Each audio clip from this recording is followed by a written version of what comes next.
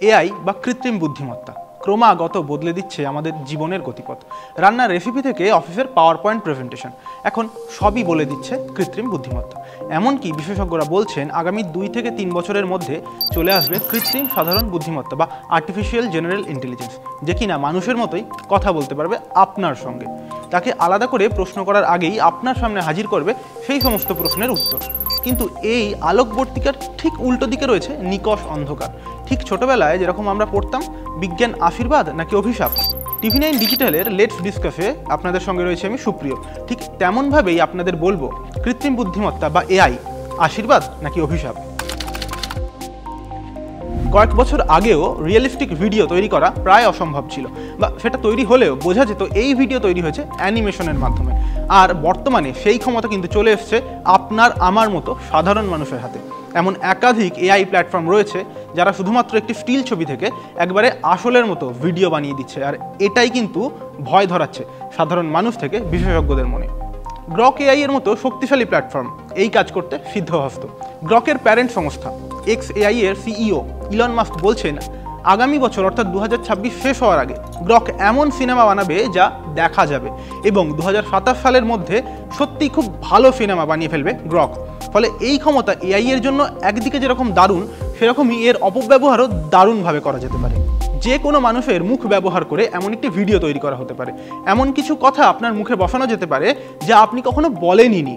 আর এই ডিজিটাল প্রতিলিপি এত নিখুঁত হবে যে সাধারণ মানুষের পক্ষে আসল আর নকলের পার্থক্য বোঝা প্রায় অসম্ভব হয়ে যাবে।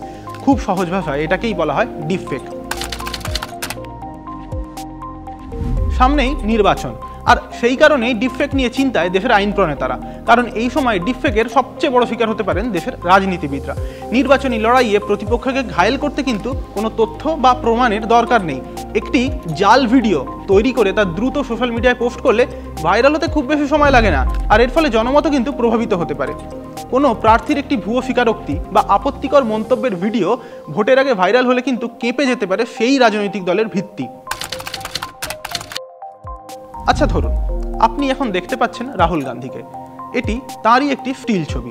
এবার এই গ্রকের ওয়েবসাইটটি খুললাম, ইমেজিনে গেলাম, একটি ছবি আপলোড করে দিলাম। তারপর এই যে দেখুন এখানে লিখলাম ঠিক কি চাইছি। গ্রক কিন্তু কয়েক মুহূর্তের মধ্যে আমাদের বানিয়ে দিল রাহুল গান্ধীর একটি ভিডিও। এখানে আমরা ভালো কথা বললাম, তাই কিন্তু গ্রক সেই অনুযায়ী ভিডিও বানিয়ে দিল। কিন্তু কেউ যদি উদ্দেশ্যপ্রণোদিতভাবে খারাপ কিছু লেখে তখন? একইভাবে ধরুন কোনো সেলিব্রিটি, তাকে নিয়েও হতে পারে এরকম। আচ্ছা, একটা রিয়েল লাইফ উদাহরণ দিই।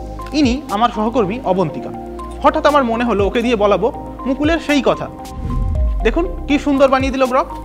ওই দেখো সোনার কেল্লা।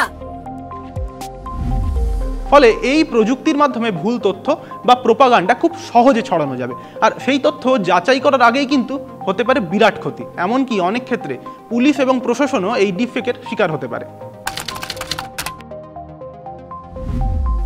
এই ধরনের ডিপফেকের কারণে সবচেয়ে বেশি ক্ষতিগ্রস্ত হতে পারে কিন্তু দেশের সাধারণ মানুষ। হ্যাঁ, আপনার আমার মতো সাধারণ মানুষ। কোনো ব্যক্তির ব্যক্তিগত মুহূর্তের এমন ভিডিও যদি কেউ বানিয়ে ভাইরাল করে দেয়, কয়েক মুহূর্তও কিন্তু লাগবে না, আর তার ফলে ওই ব্যক্তি এই ভিডিও যে ডিপফেক তা প্রমাণ করার আগেই তার যা ক্ষতি হওয়ার তা হয়ে যাবে। সম্মানহানি থেকে শুরু করে মানসিক চাপ, ওই ব্যক্তির জীবন তখন হয়ে উঠতে পারে নরকের চেয়েও ভয়াবহ। এই পরিস্থিতিতে কি করণীয়? প্রযুক্তিগত, আইনি এবং সামাজিক এই 3 স্তরে আমাদের রক্ষা কবচ তৈরি করতে হবে। এর মধ্যে প্রযুক্তিগত এবং আইনিভাবে এই ডিপফেককে ঠেকানোর যে হাতিয়ার তা রয়েছে দেশের সরকারের হাতেই। প্রযুক্তিগত সমাধান, এআই মোকাবিলা করতে ব্যবহার করতে হবে এআইকেই। এআই ডিটেকশন টুল ব্যবহার করতে হবে, এআই ভিডিওতে ওয়াটারমার্ক করতে হবে এবং ক্ষতিকারক কন্টেন্ট দ্রুত মুছে ফেলার ব্যবস্থা করতে হবে। আইনি সুরক্ষা, দেশে কঠোর আইন তৈরি করতে হবে যা অসম্মতিসূচক বা বিদ্বেষপূর্ণ ডিপফেকের বিরুদ্ধে দ্রুত পদক্ষেপ নিতে পারে। এমনকি রাজনৈতিক বিজ্ঞাপনগুলিতেও স্বচ্ছতা আনা প্রয়োজন। সামাজিক সচেতনতা, এআই এর অপব্যবহার ঠেকাতে মিডিয়া লিটারেসি বাড়ানো আজ সবচেয়ে বেশি জরুরি। প্রত্যেকটি নাগরিককে জানতে হবে যে কোনো ভিডিওই সত্য নয়, ফলে কোনো কিছু ফরওয়ার্ড করার আগে তার সত্যতা যাচাই করা কিন্তু আমার আপনার দায়িত্ব। এই প্রসঙ্গে গ্রকের মতো এআই কোম্পানিগুলো নিজেদের পক্ষেই সওয়াল করছে। তারা বলছে তাদের উদ্ভাবনী সরঞ্জামগুলো তৈরি করা হয়েছে সৃজনশীলতা বাড়ানোর জন্য, কারোর ক্ষতি করার জন্য নয়। এই বিষয়ে কি মতামত জানতে চেয়ে গ্রককে প্রশ্ন করেছিলাম আমি। গ্রক আমাকে বলল তারা তাদের প্ল্যাটফর্মের নৈতিক ব্যবহার নিশ্চিত করতে বদ্ধপরিকর, কিন্তু কোনো প্রযুক্তির অপব্যবহার নিয়ন্ত্রণ করা শুধুমাত্র সেই প্রযুক্তির যে নির্মাতা তার কাজ নয়, প্রযুক্তির অপব্যবহার নিয়ন্ত্রণ করা গোটা সমাজের সম্মিলিত দায়িত্ব। হ্যাঁ, গ্রক কিন্তু এই উত্তর দিচ্ছে। আসলে এআই আমাদের সামনে এক নতুন পৃথিবী নিয়ে এসছে, যা একদিকে সম্ভাবনাময় আবার অপরদিকে বিপজ্জনক। সৃজনশীলতার এই নতুন যুগে পা দিয়ে আমরা যদি ডিপফেকের মতো ডিজিটাল জালিয়াতির বিরুদ্ধে সজাগ না হই, তবে আমাদের গণতান্ত্রিক কাঠামো এবং ব্যক্তিগত বিশ্বাস দুটোই মারাত্মক ক্ষতির মুখে পড়বে। ফলে আগামীতে এই প্রযুক্তির আরও উন্নতি এবং এই ধরনের জালিয়াতি ঠেকানো, এই দুই বিষয়ে খেয়াল রাখতে হবে।